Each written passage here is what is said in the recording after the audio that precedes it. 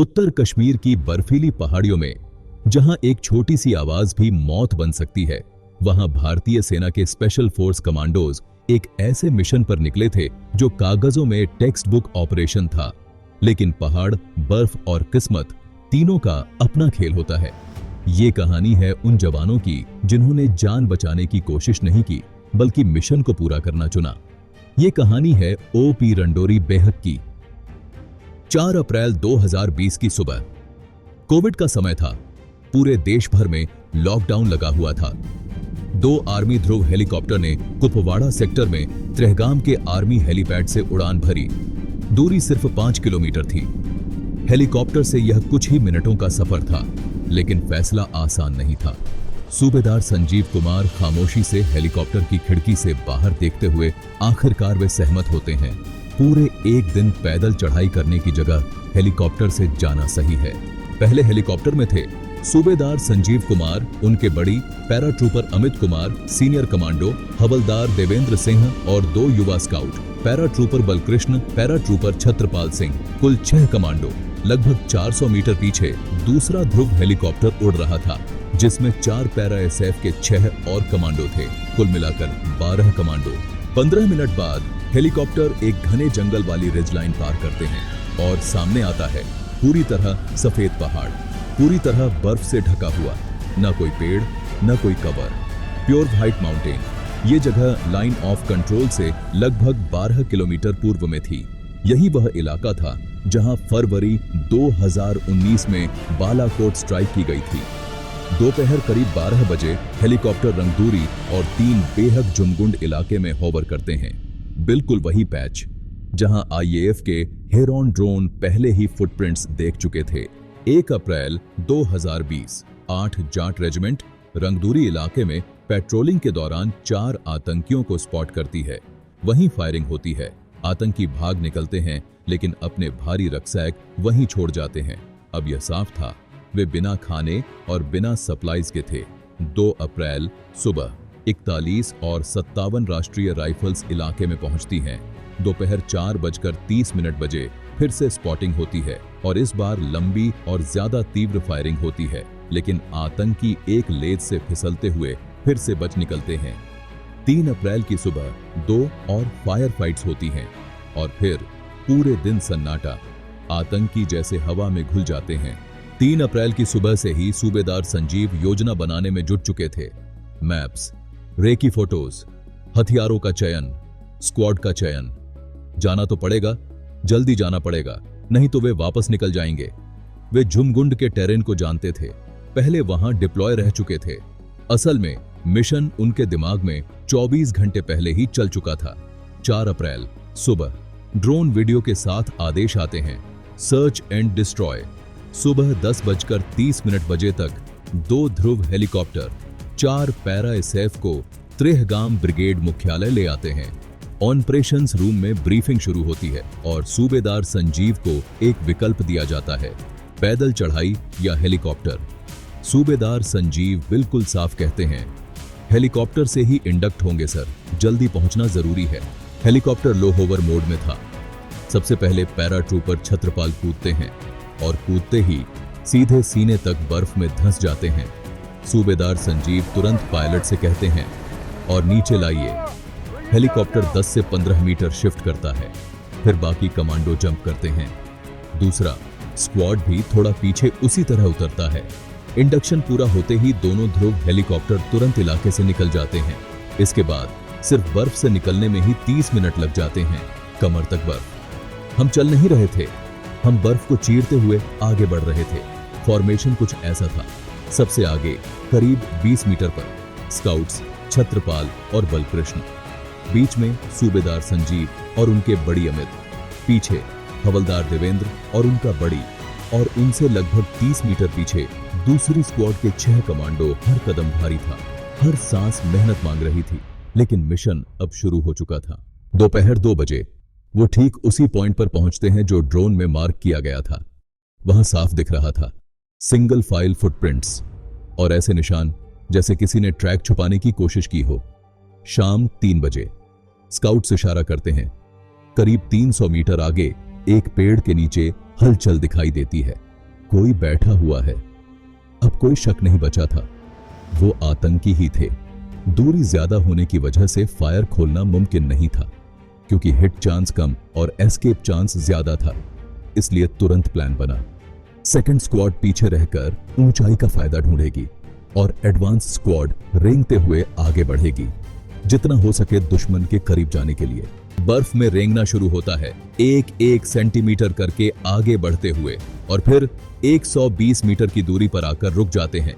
यहाँ कोई कवर नहीं था, खुला इलाका, सीधा सामना। 4:30 बजे अचानक जबरदस्त फायरिंग शुरू हो जाती है। लगातार 6 मिनट तक भीषण फायर चलता है। फिर फायर होल्ड। दूरी बहुत ज्यादा थी और फायरिंग के लिए वैसी पोजीशन नहीं थी जैसी चाहिए थी।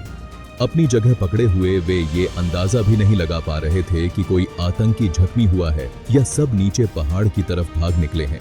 करीब 10 मिनट इंतजार करने के बाद वे धीरे धीरे रेंगते हुए उन पेड़ों की तरफ बढ़ने लगे, जहां से कुछ देर पहले हलचल दिखाई दी थी। जब वो 6 कमांडो उन पेड़ों के पास पहुंचे तो वहां कोई बॉडी नहीं थी। जहां आतंकी बैठे हुए थे वहां पीछे छूटे थे 3 सिरिंज और 1 जोड़ी दस्ताने। लेकिन उन सिरिंज से कुछ ही फीट की दूरी पर टीम की नजर एक और चीज पर पड़ी। सफेद बर्फ पर खून की ताजा और गहरे रंग की एक लकीर। शाम 5 बजे सूबेदार संजीव बोले, अंधेरा होने से पहले हमें इनके करीब पहुंचना होगा। गोलीबारी के बाद एक बात साफ थी, एक आतंकी बुरी तरह जख्मी हो चुका था। कमांडो जानते थे कि अब दुश्मन ज्यादा दूर नहीं भाग पाएगा। 3 दिन से उनके पास खाना नहीं था और अब शरीर से बहते खून ने उन्हें कमजोर कर दिया होगा। अचानक हुए उस भारी हमले से वे दहशत में थे। ऐसा लग रहा था कि एंड गेम करीब है, लेकिन सूबेदार संजीव कुमार जानते थे कि जख्मी दुश्मन और भी खतरनाक होता है।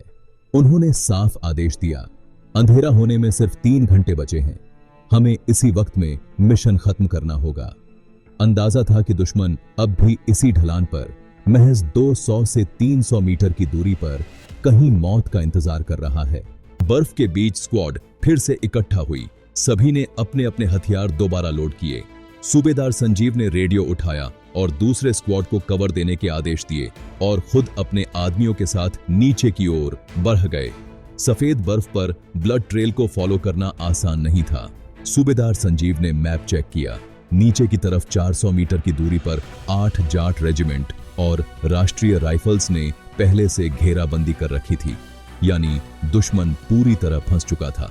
वो ऊपर वापस आ नहीं सकते थे क्योंकि वहां मौत बनकर संजीव की टीम थी और नीचे जाना मुमकिन नहीं था क्योंकि वहां इन्फेंट्री तैयार थी। रात के 8 बजते ही चारों तरफ घना अंधेरा छा गया। सूबेदार संजीव ने एक सूझबूझ भरा फैसला लिया। अंधेरे में भी नाले की तरफ पीछा करना खतरनाक था, इसलिए तय हुआ कि रात भर वहीं एम्बुश लगाया जाएगा और सुबह होते ही खेल खत्म कर दिया जाएगा। दुश्मन के लिए मौत का जाल बिछा दिया गया था। सूबेदार संजीव और उनकी टीम बर्फीले नाले के पास अपनी पोजीशन सेट करने के लिए क्रॉल करते हुए आगे बढ़ रहे थे। ऊपर से देखने में तो वो बर्फ बिल्कुल सॉलिड लग रही थी, लेकिन नीचे बहते पानी ने उसे अंदर से खोखला कर दिया था। स्लोप इतनी संकरी थी कि दोनों जवान एक दूसरे के बिल्कुल करीब रेंगते हुए आगे बढ़ रहे थे और फिर अचानक वो चट्टान बीच से टूट गई। पैराट्रूपर छत्रपाल और बालकृष्ण उस अंधेरे में 30 फीट नीचे पथरीले नाले में जा गिरे। तकरीबन 20 मीटर पीछे रेंग रहे सूबेदार संजीव और अमित के कानों में बर्फ के टूटने और नीचे गिरने की आवाज आई। सूबेदार संजीव का दिल बैठ गया।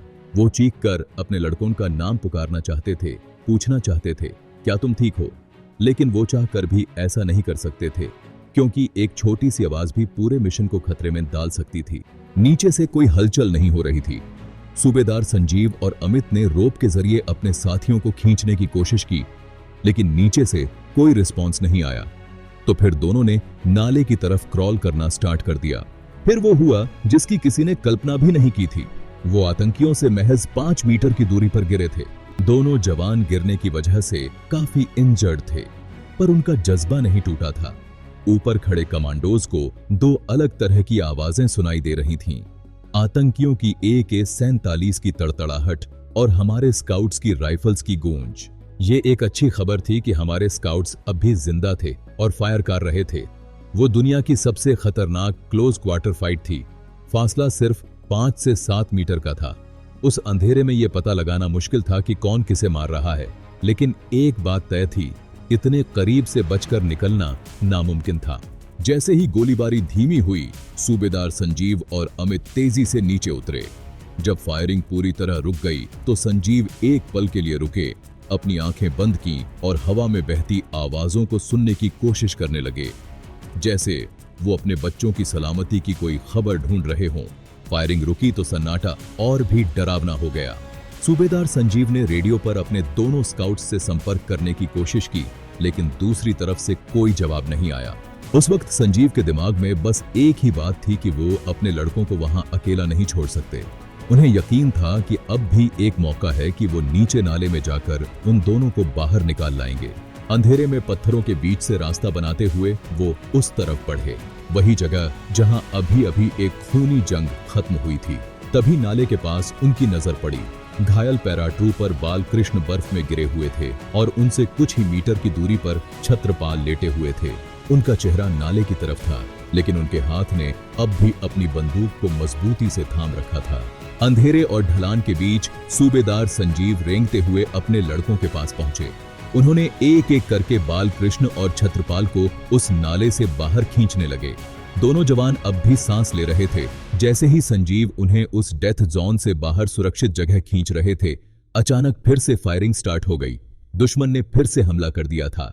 सूबेदार साहब की पहली प्रायोरिटी बस ये थी कि किसी तरह छत्रपाल और बालकृष्ण को पीछे ले आया जाए और फिर से सिचुएशन को समझा जाए। लेकिन जैसे ही वो उन्हें थोड़ा साइड में लाए, आतंकियों ने फिर से अंधाधुंध फायरिंग शुरू कर दी। उसी वक्त करीब 20 मीटर ऊपर ढलान पर तैनात पैराट्रूपर अमित ने मोर्चा संभाला। उन्होंने अपनी बंदूक से स्प्रेसिंग फायर शुरू किया ताकि आतंकी सिर न उठा सकें और संजीव को निकलने का मौका मिले। 20 सेकंड तक लगातार फायरिंग करने के बाद अमित रुके और रेडियो पर चिल्लाए, साहब अपनी लोकेशन बताओ। लेकिन दूसरी तरफ सन्नाटा था, कोई जवाब नहीं आया। अमित ने घबराकर दूसरा रेडियो ट्राई किया जो छत्रपाल के पास था, लेकिन वहां से भी सिर्फ खामोशी मिली। पैराट्रूपर अमित और आतंकियों के बीच क्लोज क्वार्टर जंग अभी भी जारी थी। हवलदार देवेंद्र के लिए यह सिचुएशन बहुत मुश्किल थी। देवेंद्र समझ नहीं पा रहे थे कि कौन कहां से फायरिंग कर रहा है। नाइट विजन गॉगल्स होने के बावजूद निशाना लगाना मुश्किल था, क्योंकि हमारे जवान और आतंकी एक दूसरे के बहुत करीब थे। रेडियो अब भी खामोश थे। टीम को लगा कि शायद सूबेदार संजीव और छत्रपाल जानबूझकर रेडियो साइलेंस मेंटेन कर रहे हैं, क्योंकि आतंकी उनके बिल्कुल पास थे। लेकिन तभी नीचे से आती गोलियों की एक बौछार ने सब कुछ बदल दिया। कई गोलियां सीधे पैराट्रूपर अमित के सीने और पेट में जा लगी। शरीर जख्मों से छलनी था और खून तेजी से बह रहा था। लेकिन उस युवा कमांडो का हौसला देखिए। वो उसी हालत में पहाड़ पर वापस ऊपर की तरफ चढ़े और हवलदार देवेंद्र के पास पहुंचते ही ढह गए। उन्हें फौरन फर्स्ट एड और मॉर्फिन दिया गया, पर अमित के शरीर से इतना खून बह चुका था कि दुआएं भी बेअसर साबित हो रही थीं। जैसे ही सूरज की पहली किरणें चीड़ के पेड़ों पाइनेज से छनकर नीचे आईं, हवलदार देवेंद्र की बाहों में लेटे हुए उस वीर पैराट्रूपर ने अपनी आखिरी सांस ली। अप्रैल की सुबह करीब 4:30 बजे का वक्त।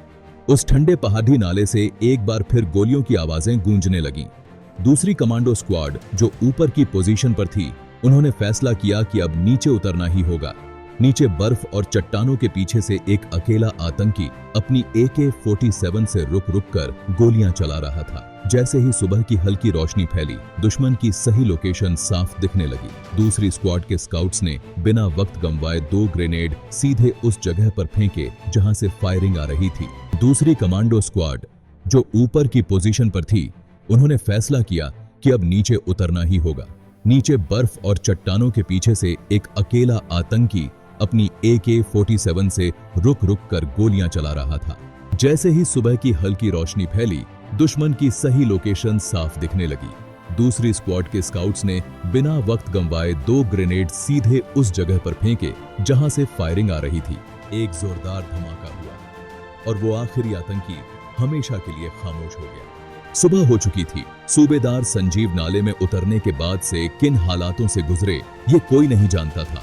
लेकिन जब दूसरी स्क्वाड फाइनल क्लियरिंग के लिए नीचे उतरी तो वहां एक ऐसा मंजर था जिसे देखकर कमांडोज की रूह भी कांप गई। सबसे पहले उन्हें मिली पैराट्रूपर अमित की बॉडी। अमित को 13 गोलियां लगी थीं, लेकिन फिर भी वह पहाड़ चढ़कर ऊपर आए थे ताकि अपनी टीम को खबर दे सकें। थोड़ा और नीचे उन्हें हवलदार देवेंद्र की बॉडी मिली। देवेंद्र रात भर गोलियां बरसाते रहे थे, जबकि छठा कमांडो 2 गोलियां लगने के बावजूद जिंदा था। तभी ध्रुव हेलीकॉप्टर वहां पहुंचे। ऊपर से पायलटों ने जो देखा वह रेडियो पर नीचे वाली टीम को बताया। जब टीम उस जगह पहुंची जहां असली मुठभेड़ हुई थी तो सच सबके सामने आया। वहां सूबेदार संजीव, छत्रपाल और बालकृष्ण के शरीर आतंकियों की लाशों के साथ उलझे हुए थे। उस 30 फीट की ऊंचाई से गिरने और गोलियां लगने के बाद भी हमारे दोनों यंग स्काउट्स छत्रपाल और बालकृष्ण ने हार नहीं मानी थी। वहीं सूबेदार संजीव, जो खुद गोलियों से छलनी थे, उन्होंने आखिरी आतंकी पर झपट्टा मारा और उसे तब तक पीटा जब तक वो मर नहीं गया। तीसरे आतंकी को मौत के घाट उतारने के बाद ही आखिरी सांस ली। दूसरी टीम का एक कमांडो कहता है, हमारे जैसे कमांडो के लिए भी वो सुन्न कर देने वाला सीन था। उन तीनों ने मान लिया था कि उनकी जिंदगी खत्म होने वाली है। बस उन्होंने तय किया कि वो अपनी मौत का सौदा मिशन की कामयाबी के साथ करेंगे। आज भी हम नहीं जानते कि इतनी चोटों के बाद भी वो दोनों लड़के कैसे लड़े। शायद हम कभी ना जान पाएं। 4 पैरा स्पेशल फोर्सेस के इन 5 हीरोज ने जुमगुंड की उन बर्फीली वादियों में शहादत तो पाई, लेकिन एक भी दुश्मन को जिंदा वापस नहीं जाने दिया।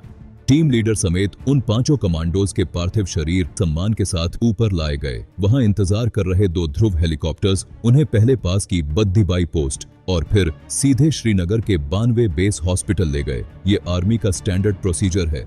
4 पैरा स्पेशल फोर्सेस जैसी बैटल हार्डन्ड यूनिट, जिसने न जाने कितनी जंगें देखी थीं, उनके लिए एक ही मिशन में अपने 5 भाइयों को खो देना किसी बहुत बड़े सदमे से कम नहीं था। मेजर अभिषेक क्वार्टर से पल पल की खबर ले रहे थे। बताते हैं, दूसरी स्क्वाड के लिए इस नुकसान का अंदाजा लगा पाना भी मुश्किल था। अपने ही साथियों का ऐसा मंजर देखकर वो पूरी तरह टूट चुके थे। सच कहूं तो उनकी आत्मा हिल गई थी। मेजर अभिषेक याद करते हुए बताते हैं, 1987 के ऑपरेशन पवन के बाद से यूनिट ने कभी ऐसा नुकसान नहीं देखा था। हम सालों से कश्मीर में ऑपरेशन कर रहे थे, लेकिन 2018 में लांस नायक संदीप सिंह की शहादत के अलावा 4 पैरा को कभी कोई आंच नहीं आई थी।